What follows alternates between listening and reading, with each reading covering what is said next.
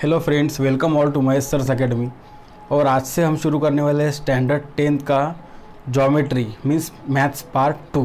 ठीक है, तो आज से हम ये शुरू करेंगे। तो अगर आप चैनल पे नए आए हुए हैं तो प्लीज़ चैनल को सब्सक्राइब करो और बेल आइकन पे प्रेस करके ऑल नोटिफिकेशन पे क्लिक करो, ताकि जब भी मैं वीडियोज़ अपलोड करूँ तो उसका नोटिफिकेशन आपको जल्दी से जल्दी मिल जाए। ठीक है, तो चलिए आज का वीडियो शुरू करते हैं।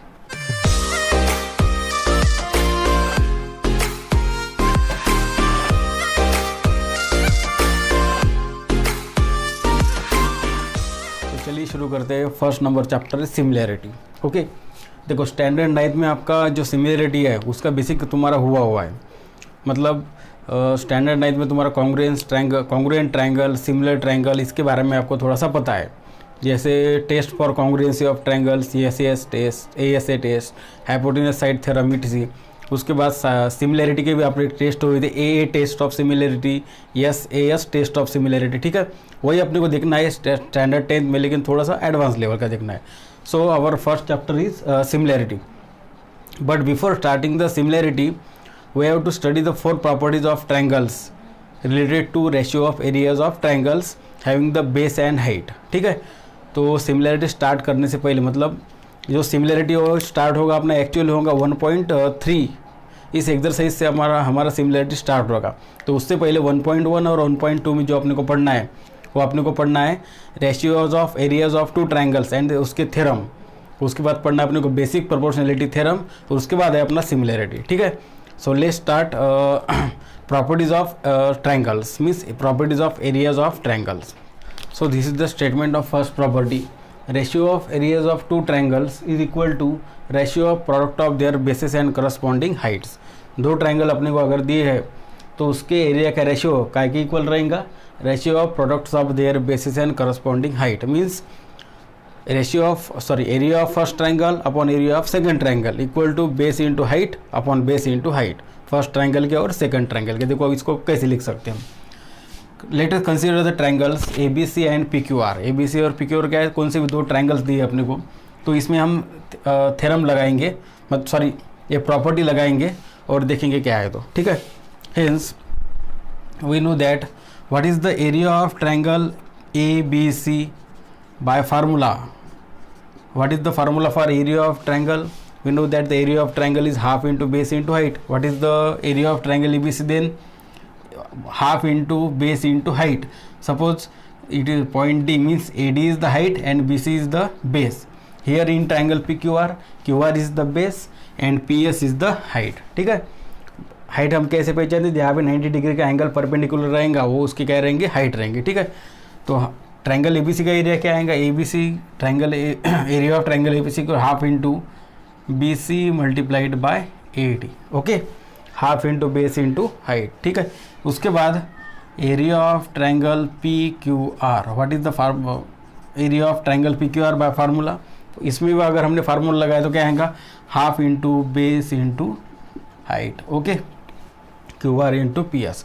अगर इसका हमने रेशियो लिया तो आंसर क्या आएगा, hence area of triangle ABC divided by area of triangle PQR equal to क्या आएगा, न्यूमरेटर में आएगा ABC का एरिया, डिनोमिनेटर में आएगा PQR का एरिया।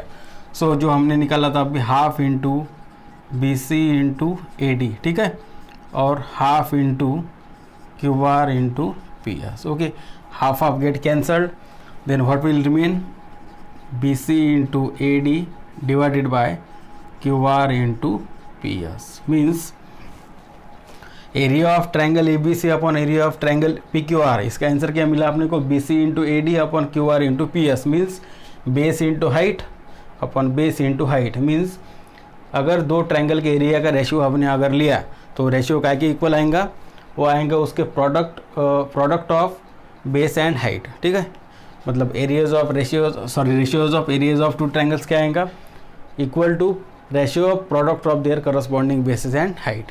तो क्या लिख सकते हैं हम यहाँ पर, hence area of triangle ABC divided by area of triangle PQR equal to क्या मिला answer, BC into AD upon QR into PS। Okay, so this is the first property. अगर बेस और हाइट दोनों अलग अलग अपने को दिए है तो ये प्रॉपर्टी हम इसमें लगा सकते हैं, ठीक है।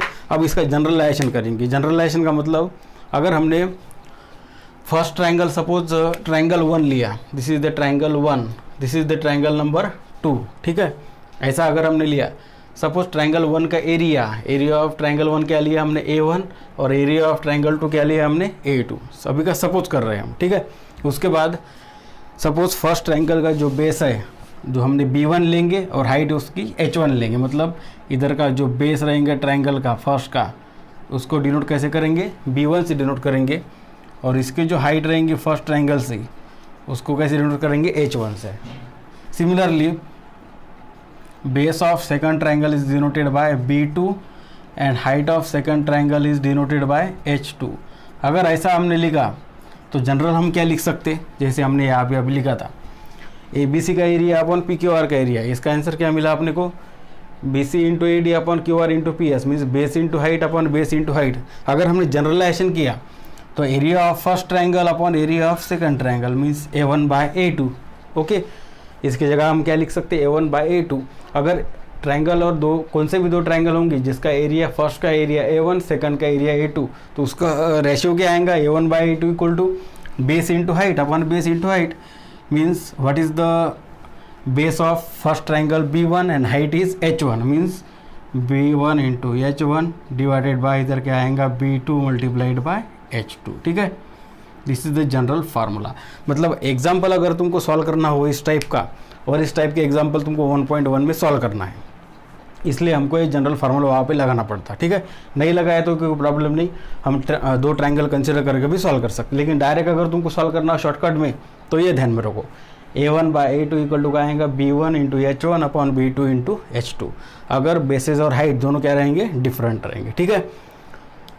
तो उसके बाद हम देखेंगे ratio of areas of two triangles, वही सेम रहेगा, लेकिन ट्रायंगल का अगर बेस सेम रहेगा तो उसका रेशियो क्या आएगा। उसके बाद थर्ड नंबर केस देखेंगे, ट्रायंगल की अगर हाइट सेम है और बेस डिफरेंट है तो उसका रेशियो क्या आएगा। और फोर्थ नंबर जो केस है उसमें देखेंगे ट्रायंगल की अगर बेस भी सेम है और हाइट भी सेम है तो उसका रेशियो क्या आएगा, ठीक है। वो हम देखेंगे अभी, ठीक है। तो उम्मीद करता हूँ आपको बराबर समझ में आया है। स्क्रीनशॉट निकालना तो आप स्क्रीनशॉट निकाल सकते हैं। तो चलिए देखते हैं केस नंबर फर्स्ट नंबर की केस है प्रॉपर्टी की, ratio of areas of two triangles with equal heights is equal to ratio of their corresponding bases. Means triangle में अगर हाइट सेम रहेंगी तो उसके एरिया का जो रेशियो है, मतलब दो ट्रायंगल्स के अगर हाइट सेम है तो उसके एरिया का जो रेशियो है तो वो काय का रेशियो आएगा, is equal to ratio of their corresponding bases. मतलब हाइट अगर सेम होगी तो एरिया का रेशियो क्या आएगा ट्रायंगल के, काय के बराबर आएगा, ratio of their corresponding basis के बराबर आएंगे, मतलब बेसिस के रेशियो के बराबर आएंगे। देखो ट्रायंगल ABC एक बड़ा ट्रायंगल है, उसके बाद उसकी हाइट है AD और उसका बेस है BC, ओके। दूसरा ट्रायंगल हम यहाँ पे कंसिडर करेंगे ABE, ठीक है। देखो सेकंड ट्रायंगल यहाँ पे कंसिडर करेंगे ट्रायंगल ABE, ये सेकंड वाला ट्रायंगल है, ओके। देखो आप दिख रहा होगा यहाँ पे बराबर आपको, इससे कर रहा हूँ ब्लू पेन से। ABE और ABC दो ट्रायंगल हम यहाँ पे कंसिडर करेंगे। ट्रायंगल ABC में बेस BC हाइट AD है, ओके। ट्रायंगल ABE में बेस BE है और हाइट कौन सी है, AD है। मीन्स दो ट्रायंगल की हाइट क्या है, सेम है। अगर ऐसी कंडीशन रहेंगी तो देखेंगे हम उसका रेशियो क्या आता है। Hence by formula area of triangle ABC by formula क्या आएगा, half into base into height.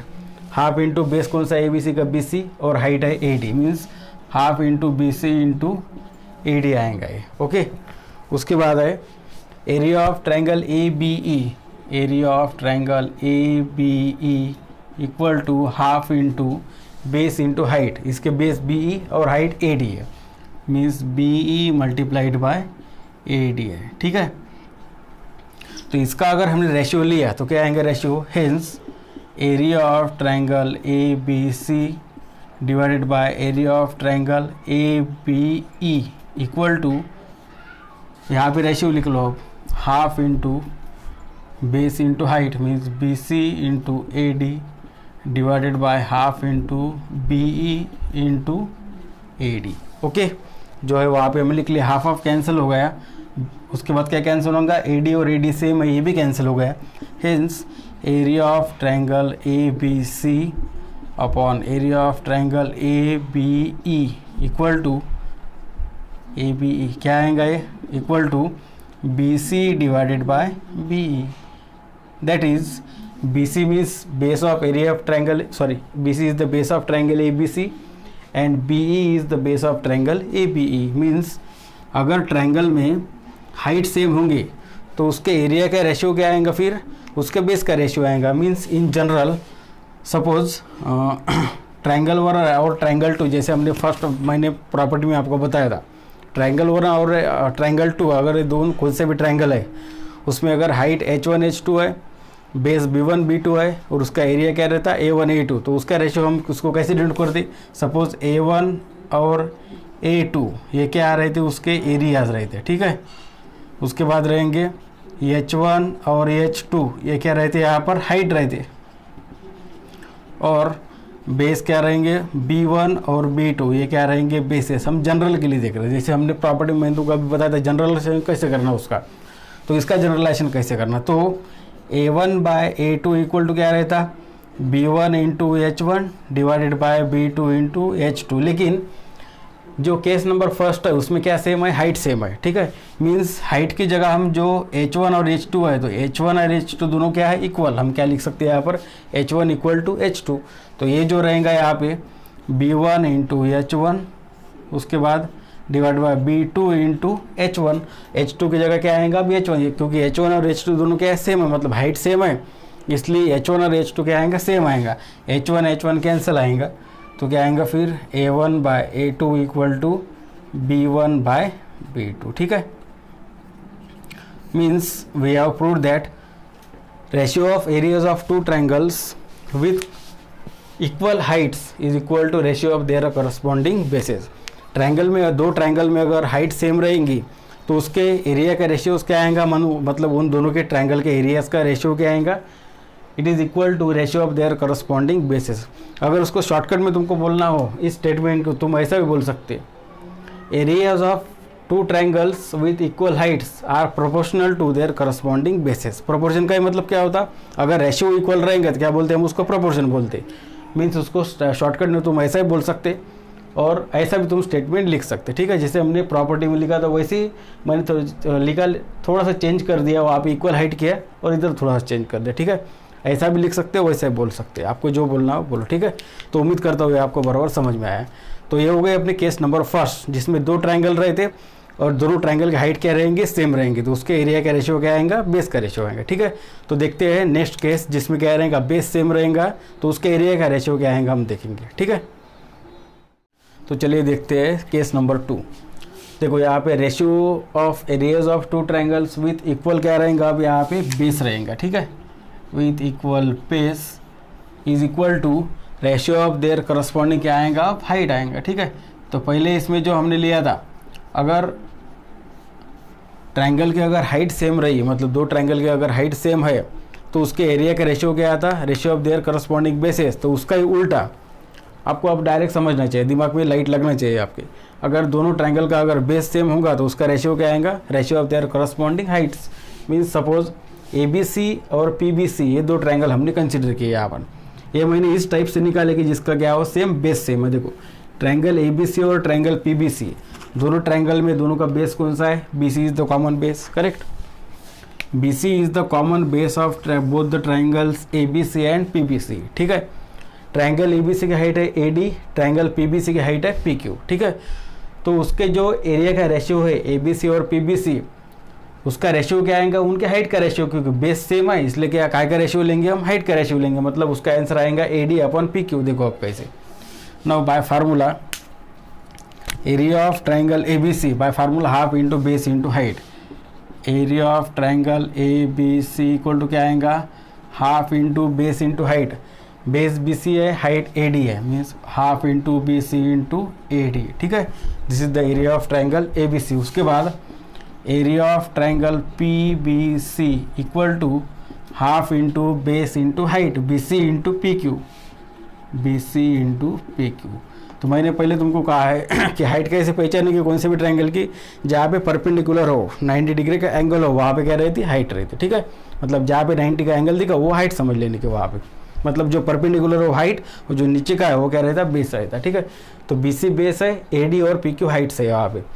तो ये हमने फार्मूला लिख लिए, his area of triangle ABC divided by area of triangle PBC क्या आएगा फिर, half into base into height, means BC into AD divided by half into BC into PQ, ठीक है।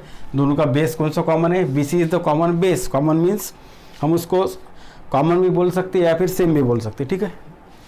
तो half half cancel, BC cancel, hence area of triangle ABC upon area of triangle PBC क्या मिलेगा अपने को, AD divided bye PQ, okay. मतलब जो area का रेशियो मिला, ट्रायंगल के एरिया का रेशियो ABC और PBC का क्या मिला, AD बाय PQ, मीन्स काय का रेशियो मिला अपने को, हाइट का रेशियो मिला। मतलब बेस अगर कॉमन है तो हाइट का रेशियो, हाइट अगर कॉमन है तो काय का रेशियो, बेस का रेशियो रहेगा।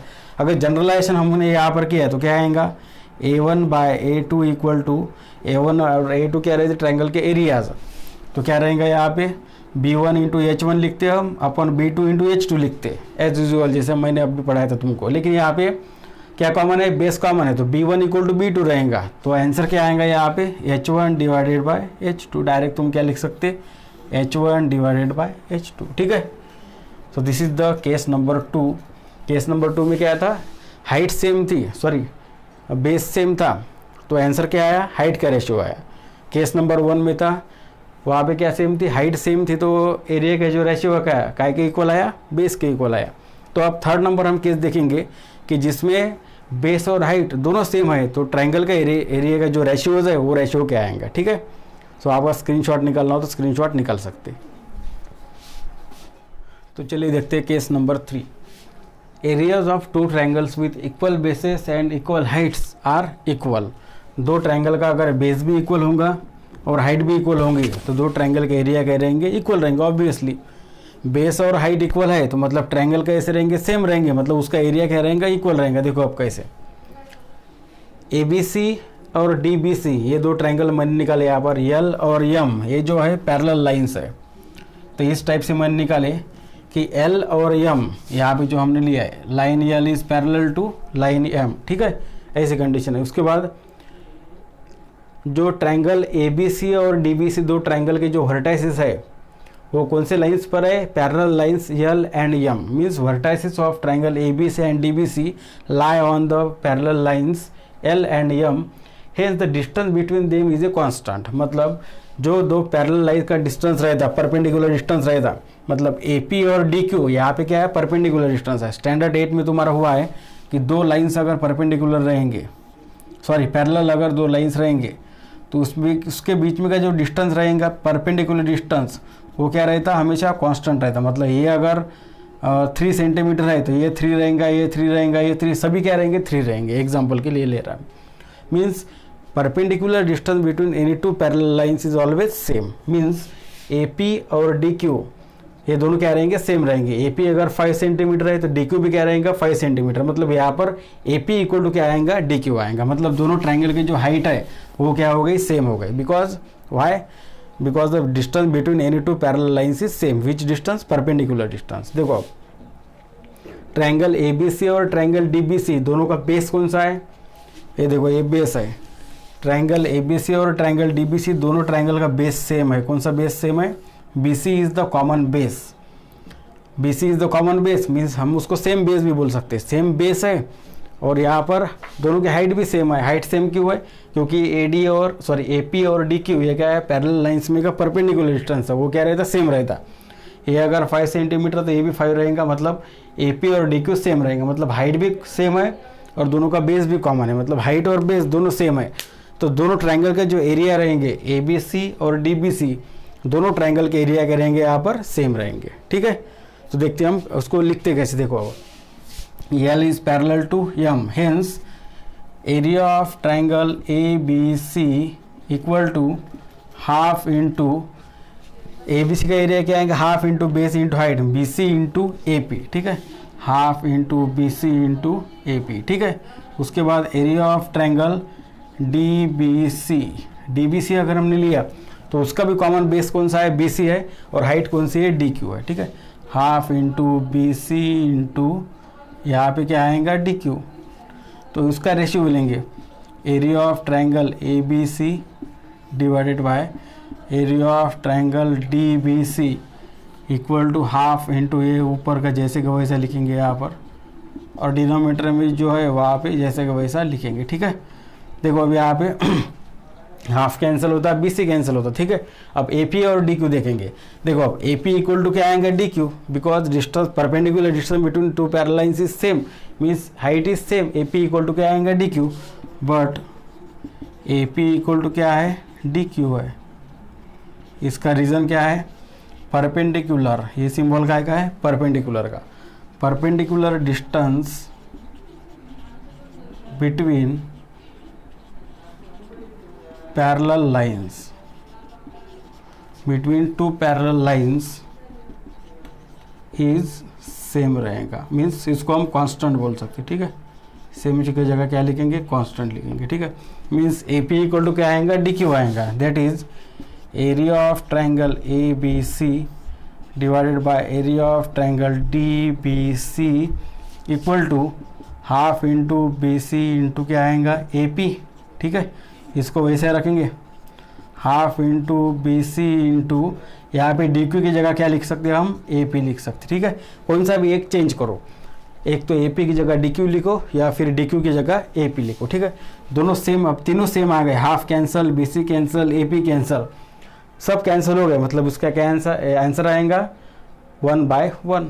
ये सब कैंसिल हो गया, मतलब आंसर क्या रहेगा उसका 1/1, means area of triangle A B C divided by area of triangle D B C, इसका रेशियो कितना आया, 1/1। मीन्स हम ऐसा बोल सकते ratio of areas of two triangles having same base and same height, कितने रेशियो रहेंगे उसका, 1/1, ठीक है। ऐसा भी हम बोल सकते, और दूसरी भाषा में उसको स्टैंडर्ड भाषा में हम ऐसा भी बोल सकते, इसको अगर क्रॉस मल्टीप्लाई किया तो A B C means area of triangle A B C को 1 से मल्टीप्लाई करो वही आएगा, 1 से मल्टीप्लाई करो वही आएगा, मीन्स यहाँ पे हम लिख सकते हैं area of triangle A B C equal to area of triangle क्या आएगा, डी बी सी।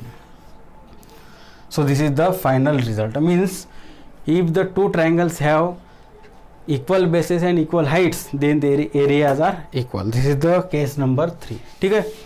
तो उम्मीद करता हूँ कि आपको तीनों केसेस बराबर समझ में आए, और जो पहले मैंने प्रॉपर्टीज बताई थी उसको हम एक केस भी बोल सकते हैं या प्रॉपर्टी बोल सकते हैं, वो तुमको बराबर समझ में आए, ठीक है। तो इसी केसेस और इसी प्रॉपर्टी और अपने को सॉल्व करना है एक्सरसाइज नंबर 1.1। तो ये अगर तुमको बराबर समझा तो तुमको एक्सरसाइज 1.1 सॉल्व करने में कोई भी दिक्कत नहीं आएंगे, कोई भी परेशान नहीं आएंगे, क्लियर कट तुम सॉल्व कर सकेंगे, ठीक है।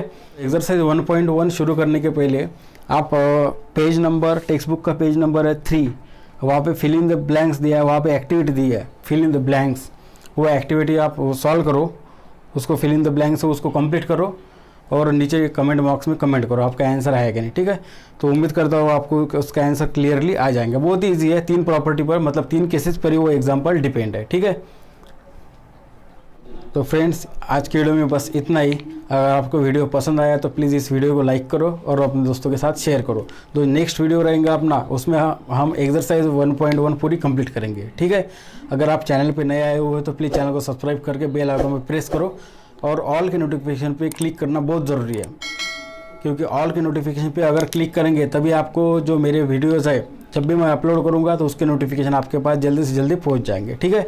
सो मिलते हैं नेक्स्ट वीडियो में, तब तक के लिए goodbye and take care of your self.